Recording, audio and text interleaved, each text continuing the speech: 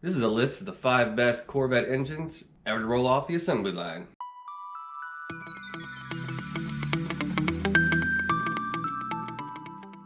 What's up guys, and happy Friday. Let's see, any updates. So I'm still waiting on one part to finish the video on my push button install. It should be here sooner than later, and that video will get edited and out to you guys. What else is going on?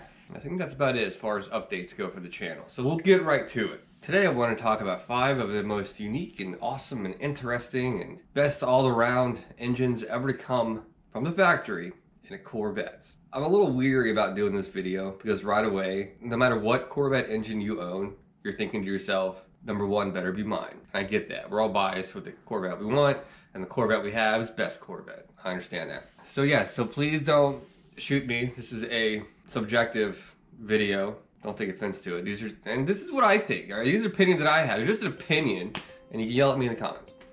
But yeah, these are 5 of the most unique, cool, interesting, awesome engineered power plants ever offered in the Corvette.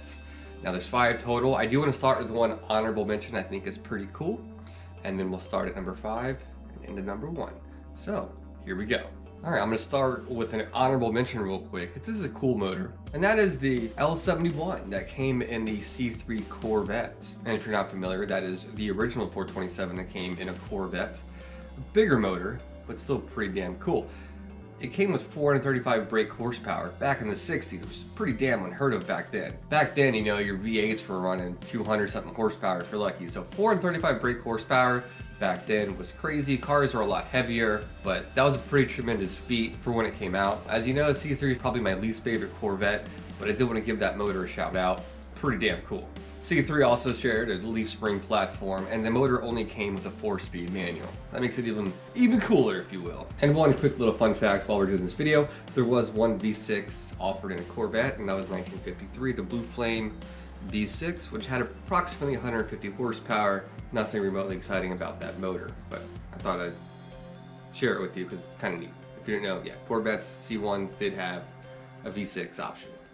Alright, here's the official list. Number 5, the LT4 Grand Sport motor, only offered in 1996. It makes it kind of unique, and it's a very stout motor and very reliable. And if you didn't know, it was the last of the C4 model year Corvettes. So it had 330 horsepower, which is second in power to the ZR1 motor in the entire C4 lineup. And 1996, 330 horsepower was pretty damn respectable. And furthermore, that engine only came paired with a 6-speed, which made it pretty damn cool. Furthermore, only 1,000 C4 Corvettes were available with this unique option, and it added roughly 30 horsepower of their basic LT1. It achieved this with a larger camshaft, bigger valves, more high-flow fuel injectors, higher compression pistons, and roller rocker arms, respectively. Moving right along here, number 4. This is the LT5, which is available in the C4 ZR1. Awesome motor. It was built in tandem with Lotus and Mercury Marine, built in Oklahoma, if I'm not mistaken, and shipped to Bowling Green to be put in the ZR1. Now, if you didn't know, this is the only Corvette in history until the C8 Z06 comes out, which might have dual overhead cams. We're not sure yet, but yes, it utilized dual overhead cams. In case you're not familiar, it was not a pushrod V8 in the same sense as the LS platform, where you had a camshaft in the middle. It uses push rods. Instead, it was chain driven to your cams on top of your heads. Not great for center of gravity, but good for squeezing out more horsepower and letting it rev a little higher. So yeah, the initial year or two of the ZR1, 375 horsepower, and it bumped up to, I believe, 400 horsepower by 1991. At the time, this was almost twice as much horsepower than the 250 horsepower offered in the base Corvette. So that was like Ferrari, Lamborghini territory type numbers. Pretty crazy feat, and it sounds very unique for what it is. Not a bad little motor at all. And it makes the Corvette ZR1 C4, that is, super exotic in my book, and just neat. It's a really cool motor and cool history to it. You know, you got Chevy, GM, Lotus coming together, building this really unique thing, and yeah, it's a cool little story. So that was number 4. All right, moving right along again. Number 3, and I'm probably gonna get so much shit for this one. But the LS6 motor. I kind of leapfrogged the LS1 and went right to the LS6. Now let me explain why. The LS1 was an awesome platform, and it is an awesome platform. But then you take the LS6, which is tweaked just a little bit, and introduced a segue into high performance LS motors, if you will. It took that one step further to take the LS1 and kind of just reimagine what it could be and take it as far as it can go. And this was an awesome stepping stone, the LS6. And I know I'm biased because I have an LS6, but it's an awesome motor.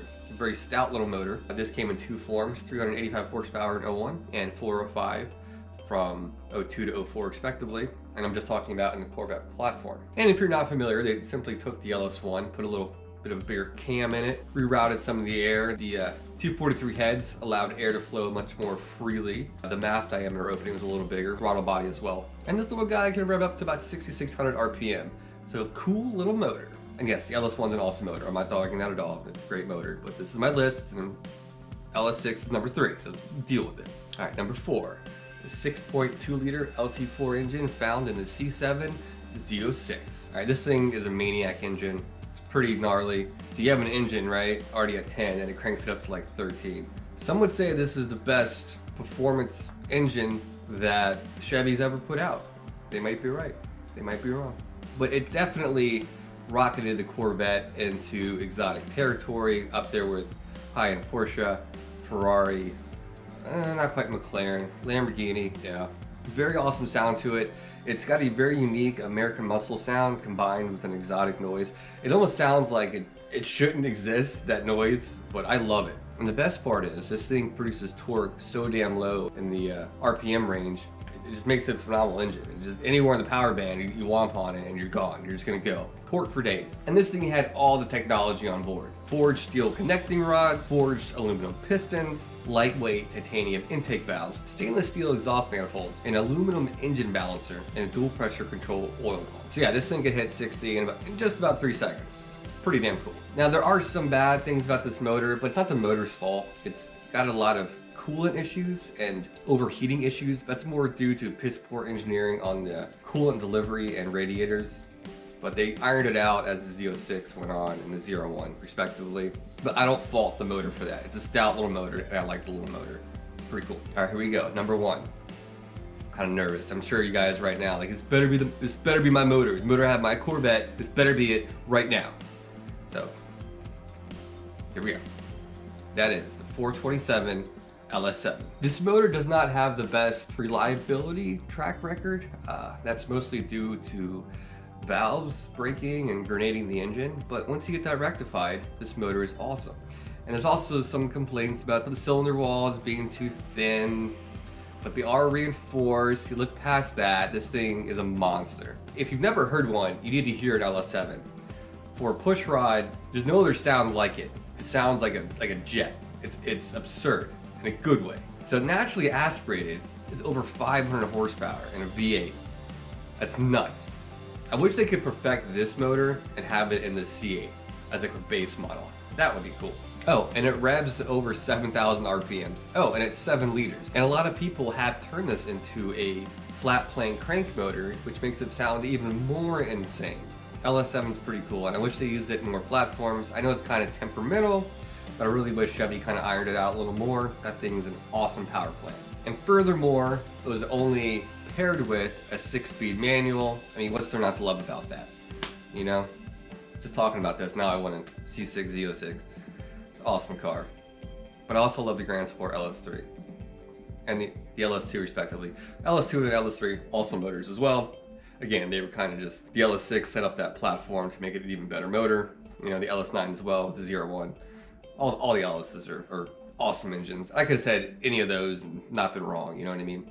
But those are my 5 favorite Corvette motors that were ever to come out of Bowling Green. I know a lot of you probably don't agree with this and you're so excited to type in your keyboard what an idiot I am. By all means, you're welcome to do so, and we can have a nice adult conversation about which engine's best Corvette engine down in the comments. Well, I hope you guys enjoyed this. Yeah, I will see you guys again early next week for more Corvette news. If you guys like that segment, and I had a lot of fun doing it, so I'm looking forward to refining that and making that more of a fun segment to do. I'm excited to get this thing done with the push button start and some more mods to go on it in the future and all that jazz. So, anywho, you guys go enjoy your weekend, and I'll catch you guys next time. Mark out.